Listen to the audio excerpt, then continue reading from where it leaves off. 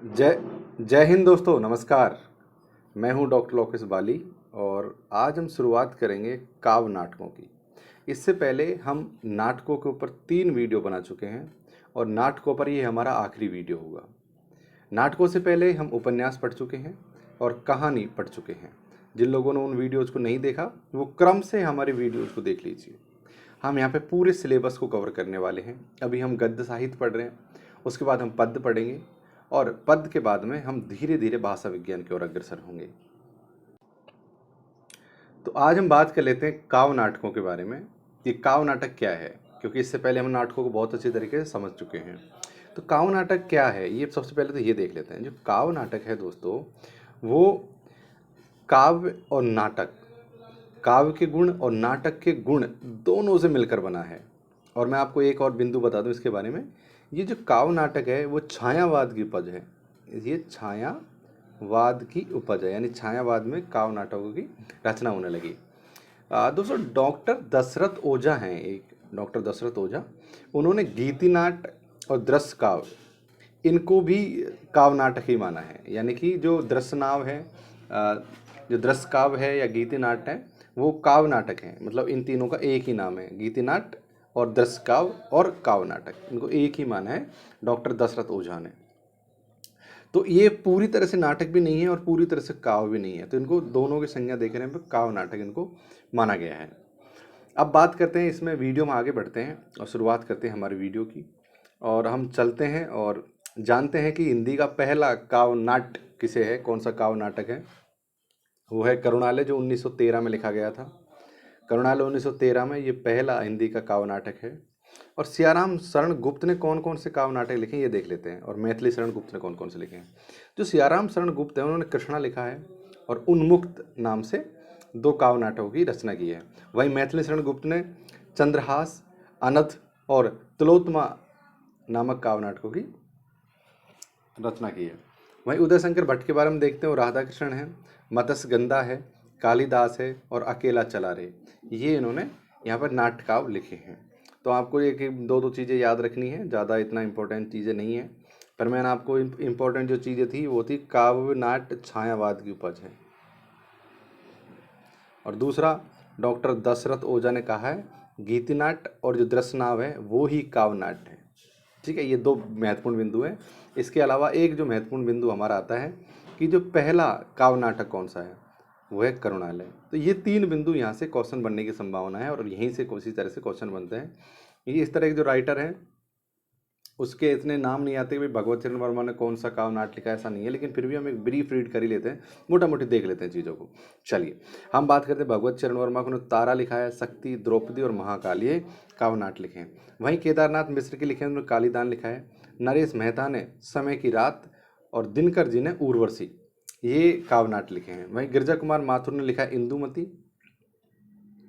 पृथ्वी कल्प इन्होंने लिखा है। अब हम बात कर लेते हैं लक्ष्मी नारायण लाल के बारे में। इन्होंने सूखा सरोवर लिखा है। वीरेंद्र नारायण ने सूरदास लिखा है। दुष्यंत कुमार ने कंठ विस्पाई लिखा है। आपके पास में सवाल है कि ऐसे कौन से राइटर हैं इन्होंने सूरदास नाम से दूसरा नाटक लिखा हुआ है, और ऐसे राइटर का नाम बताओ जिन्होंने, एक ने लिखा है श्रीदामा जो मैंने प्रीवियस वीडियो में बताया था, और एक ने लिखा है सुदामा। तो श्रीदामा किसने लिखा है, सुदामा किसने लिखा है, इनका मुझे नीचे कमेंट सेक्शन में आप नाम बताइए। अगले वीडियो में मैं बताऊंगा, लेकिन आप कोशिश करिए नाम बताने की। अब हम बात करते हैं वीरेंद्र नारायण के बारे में। इन्होंने सूरदास लिखा ही है, जैसे कि दुष्यंत कुमार ने लिखा है एक कंठ विस्पाई 1963 में लिखा है। अज्ञा ने लिखा है उत्तर प्रियदर्शी, और रामेश्वर सिंह ने लिखा है समाधान और अपराजय और निराला, ये इन्होंने लिखा है। दोस्तों अब हम बात कर लेते हैं एकांकी के बारे में कि एकांकी क्या है और एकांकी पहली एकांकी कौन सी है। एकांकी क्या है, इस तरह का कोई सवाल तो आता नहीं है, क्योंकि ऑब्जेक्टिव सवाल में इस तरह के सवाल पूछे नहीं जाते। लेकिन मैं फिर भी आपको बता दूं मोटा मोटी कि जिस तरह से नाटक होता है वो कई अंकों से मिलकर बना होता है, और एकांकी होती है वो केवल एक अंक के इर्द गिर्द घूमती है और उसमें एक ही अंक की चर्चा होती है, यानी एक दृश्य को उसमें चित्रांकित किया जाता है, वो एकांकी होती है, आप ये समझ लीजिए। अच्छा, जयशंकर प्रसाद की ने एक घूंट पहली हिंदी का प्रथम एकांकी माना जाता है। जो जयशंकर प्रसाद का जो एक घूंट है उसको हिंदी का प्रथम एकांकी माना जाता है। आगे हम बात करते हैं बट आधुनिक ढंग की पहली एकांकी है बादल की मृत्यु 1930 ईस्वी में। जो बादल की मृत्यु है वो आधुनिक ढंग की एकांकी है, पहली एकांकी। जबकि प्रसाद की एक घूंट है वो एकांकी हिंदी की पहली एकांकी माना जाता है। तो ये दोनों ही क्वेश्चन अपने आप में महत्वपूर्ण है, यहाँ से क्वेश्चन बन सकते हैं। जो उग्र है पांडे बेचैन शर्मा उग्र, उन्होंने 4 बेचारे संग्रह लिखा है।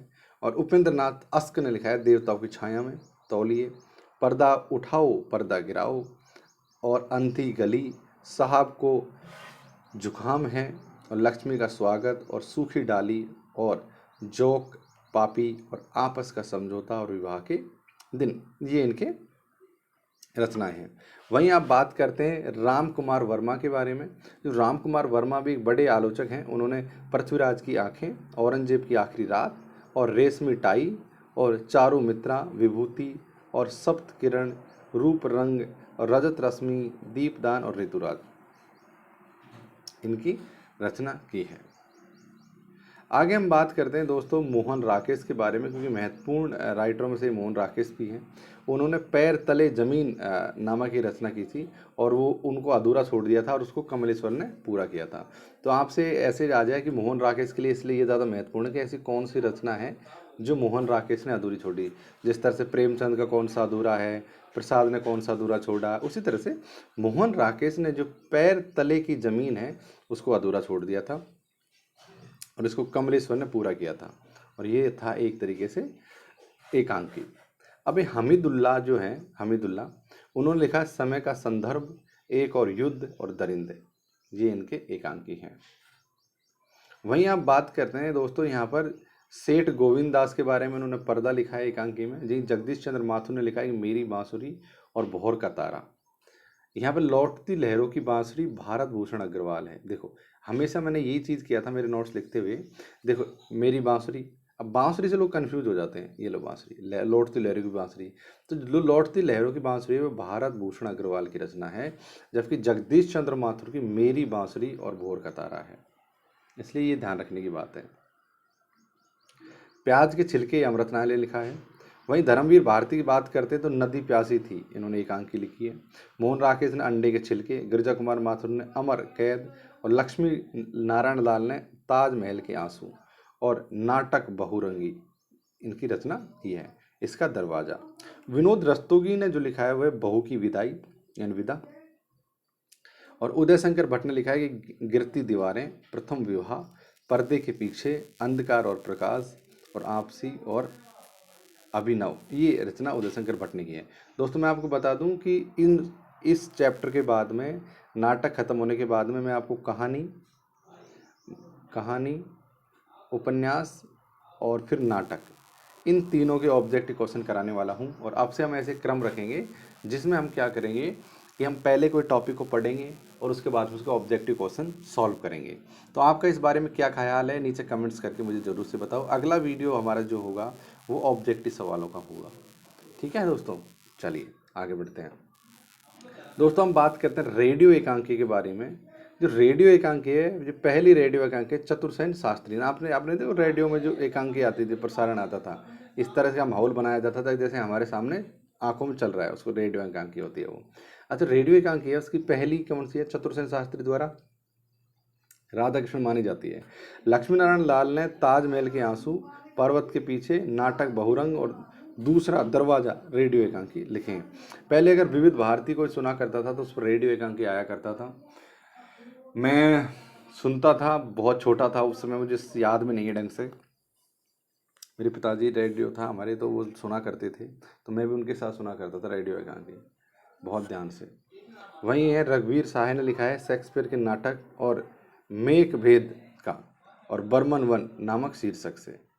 मनु भंडारी ने जो रेडियो एकांकी लिखा है वो मैं आपको बता दूं, उन्होंने मनु भंडारी ने महाभोज का नाट्य रूपांतरण किया है। मतलब रेडियो एकांकी जो महाभोज जो आंचलिक उपन्यास है उसका नाट्य रूपांतरण रेडियो पर किया है।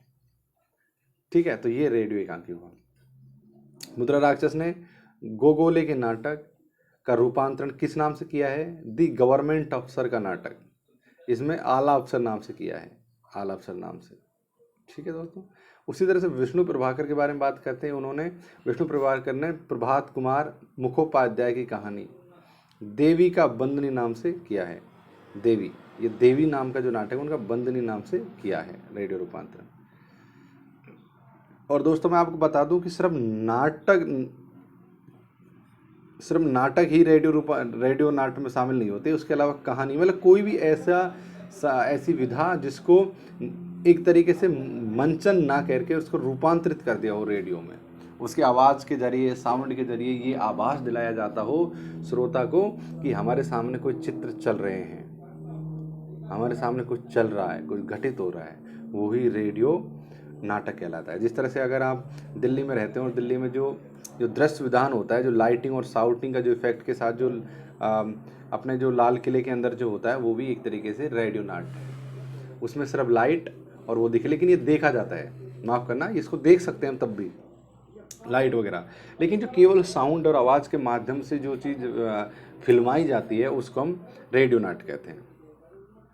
इसी तरह हम आगे बढ़ते हैं और यहाँ पे बात करते हैं उपेंद्र नाथ अश्क के। उन्होंने पहले ऐसे नाटककार हैं जिनका ध्यान रंगमंच की ओर गया और शुद्ध साहित्य नहीं है। उन्होंने कहा कि नाटक है जो शुद्ध साहित्य नहीं है।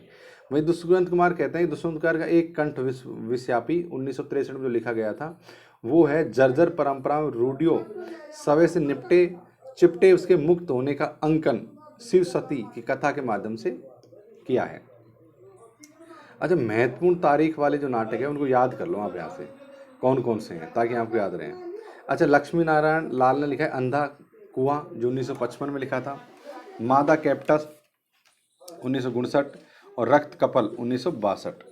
वहीं आप बात करेंगे शगुन पक्षी के बारे में, जो नाटक को तोता मैना भी कहा जाता है, शगुन पक्षी को तोता मैना भी कहा जाता है। मिस्टर अभिमन्यु 1971, कर्फ्यू 1972 और उपेंद्र नाथ अश्क का है 1940 में लिखा छठा बेटा, अंजो दीदी और नरेश महतो। ये इनके नरेश महतो के हैं सुबह के घंटे और खंडित यात्राएं। अब हम बात करेंगे कि भीष्म साहनी ने कौन कौन से जो महत्वपूर्ण लिखे, तो नहुस लिखा था जो 1977 में लिखा था। इनकी डेट आपको याद रखनी है, थोड़ा जहन में रखना है। नहुस 1977, उदय शंकर भट्ट ने लिखा था शक विजय 1949, नया समाज 1955। ये मतलब जो जितने नाटक पढ़ाए मैंने उनका क्रक्स है एक तरीके से ये। अब हम बात करते हैं मोहन राकेश का आषाढ़ का एक दिन 1958, लहरों के राजहंस 1963 और आधे अधूरे 1969। ये बहुत ही महत्वपूर्ण है और आधे अधूरे के बारे में मैंने आप पे चर्चा भी की है। आधे अधूरे में सावित्री और जो पात्र हैं वो महेंद्र नाथ हैं और जुनेद है, जगमोहन है, ये इनके महत्वपूर्ण पात्र हैं। वहीं अब बात करते हैं नाट्य मंडलियों के बारे में कि नाट्य मंडली कौन कौन सी हैं और उनके क्या क्या व्यवसाय हैं। दोस्तों मैं आपको अगर कई चीज़ें स्क्रॉल कर देता हूँ जल्दी जल्दी, तो आप ये समझना कि वो ज़्यादा आज के दौर में इतनी महत्वपूर्ण नहीं है, ठीक है। इसलिए आगे हम बात करते हैं व्यावसायिक नाट्य मंडलियों के साथ साथ कुछ ऐसा नाट्य मंडलियाँ भी थी जिनका उद्देश्य धन्य होकर प्राचीन भारतीय ग्रंथों व धर्म का सुरुचिपूर्ण प्रदर्शन करना। जैसे कौन कौन सी थी? काठियावाड़ की सूर विजय, मेरठ की व्याकुल भारत, ये नाट्य मंडलियों के नाम थे। दोस्तों मैं आपसे एक सवाल करना चाहूँगा कि जो पारसी रंगमंच था, जो पारसी रंगमंच था उसके विरोध में या फिर इनका जो व्यवसाय था उसके विरोध में भारतेंदु हरिश्चंद्र ने एक मंडली का निर्माण किया था। उस मंडली का नाम क्या है? ये मैंने नाटक के पहले वीडियो में आपको बताया था, तो उसका नाटक का क्या नाम है आप मुझे कमेंट्स में बताइए, ताकि मैं आपको जांच लूँ कि आप लोग कितनी चीज़ें जान पा रहे हो या नहीं जान पा रहे। हम बात करेंगे सुर विजय के पंडित राधे श्याम कथावाचक ने उषा अनिरुद्ध के व्याकुल भारत में इसका मंचन किया। वहीं हम बात करते हैं कि हिंदी के सही जन्मदाता भारतेंदु थे, जो पारसी रंगमंच की अश्लीलता एवं धल्लोलुपता से क्षुब्ध थे, जैसे मैंने आपको थोड़ी देर पहले ऊपर बताया था। नवाब वाजिद अली शाह के समय अमानत ने इंदर सभा नाटक खेला, तो भारतेंदु ने इसके विरोध में बंदर सभा खेला। ध्यान से देखो कि नवाब वाजिद अली शाह ने किस शैली में खेला? पारसी रंगमंच शैली में। अमानत नाम से इंदर सभा नाटक खेला, ठीक है। तो भारतेंदु ने इसके विरोध में बंदर सभा खेला। भारतेंदु ने पहली बार शौकिया रंगमंच की स्थापना की थी, पहली बार शौकिया, और उसके विरोध में की थी पारसी के विरोध में, ठीक है, शौकिया। अब हम बात करते हैं कि भारतेंदु ने 1870 में कविता वर्धनी सभा की स्थापना की थी बनारस में। कविता वर्धिनी सभा की स्थापना की थी बनारस में, भारतेंदु जी ने कविता वर्धिनी सभा की स्थापना की थी बनारस में।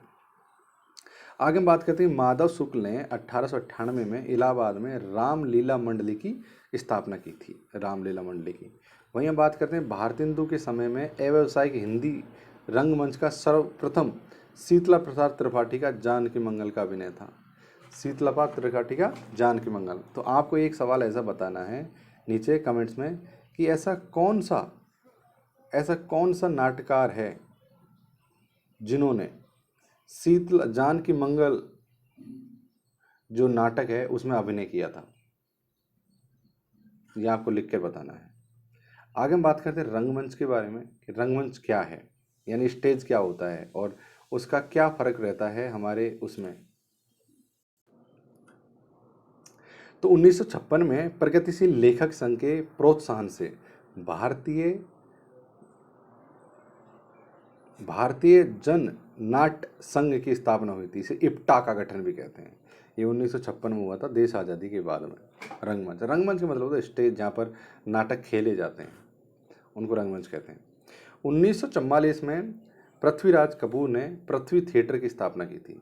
1944 में पृथ्वीराज कपूर ने पृथ्वी थिएटर की स्थापना की थी। जो आप ये जितने भी कपूर फैमिली है फिल्मों की, ये यहाँ से जुड़ी हुई है। 1944 में पृथ्वीराज कपूर ने कपूर थिएटर की स्थापना की थी। 1959 में राष्ट्रीय नाट्य विद्यालय NSD दिल्ली की स्थापना हुई थी, जहाँ पर बहुत सारे जो फिल्मी कलाकार हैं वो जाके एक्टिंग सीखते हैं। 1959 में हुई थी। चाहे अनुपम खेर हो गया, चाहे इसके अलावा बहुत से ऐसे हैं, चाहे मनोज वाजपेयी हो गया, ऐसे लोग हैं जो राष्ट्रीय नाट्य विद्यालय में यानी NSD के विद्यार्थी रहे हैं। आगे हम बात करते हैं 1955 में उन्होंने हबीर तनवीर ने आगरा बाजार प्लस चरण दास चोर नाटक खेला। रंगमंच की दृष्टि से 60 का दशक स्वर्ण युग कहा जाता है। देशांतर से जुड़े कालांतर मोहन महर्षि, राजकुमार बनाम अनेक ओमपुरी को NSD के अलावा जी की चुनौती का सामना करना पड़ा। NSD के अलावा अलका जी की चुनौती का सामना करना पड़ा। आगे हम बात करते हैं 1800 दोस्तों हम बात कर रहे हैं कि 1870 में सेठ पेस्टन फ्राम की नामक जो फारसी जो कंपनी है, फारसी में जो ओरिजिनल थिएट्रिकल कंपनी की स्थापना की थी 1870 में सेठ पेस्टन ने। अच्छा, मोहन महर्षि ने जयपुर नाट्य मंडली की स्थापना की थी। मोहन महर्षि ने, ये ध्यान रखने की बात है आपको, जो मोहन महर्षि हैं उन्होंने जयपुर नाट्य मंडली की स्थापना की थी। वहीं 12 दिसंबर 1955 में कलकत्ता में अनामिका की स्थापना हुई थी। उसके निर्देशक थे श्यामानंद जालान, यानी श्यामानंद जालान उनके निर्देशक थे, और अनामिका थिएटर की यहाँ पर स्थापना हुई थी। अच्छा, 1966 में कलकत्ता में अदाकार की स्थापना हुई थी। अदाकार, ये भी नाट्य मंडली है अदाकार, और उसकी स्थापना हुई थी। रंग नाट्य मंच है अदाकार, उसकी स्थापना हुई थी। और 1945 में कलकत्ता में संगीत कला मंदिर की स्थापना हुई थी। इसका संस्थापक थे बद्रीनाथ तिवाड़ी। आगे हम बात करते हैं दोस्तों, मुंबई में सचदेव ईवे के निर्देशन में थिएटर यूनिट, जयपुर का रविंद्र मंचन, कानपुर का संस्था दर्पण, इलाहाबाद का प्रयाग मंचन और वाराणसी का नागरी नाट्य मंडली और श्री नाट्य आदि नाट्य संस्थाएं हिंदी रंगमंच के उत्थान में आज अपना सक्रिय योगदान दे रही हैं। यानी कि ये मंच हैं, ये जितने मैंने आपको नाम बताए ये मंच हैं, ये अपना हिंदी में योगदान दे रही हैं नाटकों में। हम बात कर लेते हैं एक टॉपिक के बारे में, यानी एक बिंदु देख लेते हैं, वह अंधा युग के बारे में। अंधा युग का पहली बार मंचन सचदेव दुबे के निर्देशन में हुआ था। रंगमंच का जो हुआ था वो हुआ था सचदेव दुबे के उसमें हुआ था निर्देशन में। अब दोस्तों हम आगे बात करेंगे निबंध साहित्य के बारे में, और इसके बारे में हम बात करेंगे अगले वीडियो में। तो अब आज से पहले, यानी अब से पहले, इस वीडियो से पहले हमने कहानी पूरी कंप्लीट करा दी है आपको, उपन्यास पूरे कंप्लीट करा दिए और निबंध पूरे कंप्लीट करा दिए। अब जो अगला वीडियो आने वाला है वो इन कहानी, उपन्यास और निबंध का तीनों का एक साथ आने वाला है, जिसमें हम ऑब्जेक्टिव क्वेश्चन करने वाले हैं। उसके बाद हम आगे बढ़ेंगे अगली वीडियो की तरफ, जिसमें मेरे ये खुद के नोट्स लिखे हैं। ठीक है, तो ऑब्जेक्टिव क्वेश्चन के बाद हम आएंगे खुद के नोट्स में, उसमें अगला जो पार्ट होगा वो होगा निबंध साहित्य के बारे में, और इसके बारे में हम पढ़ेंगे। इस वीडियो को देखने के लिए आपका बहुत धन्यवाद, और वीडियो को लाइक कर दिया करो और सब्सक्राइब करना बिल्कुल मत भूला करो। धन्यवाद।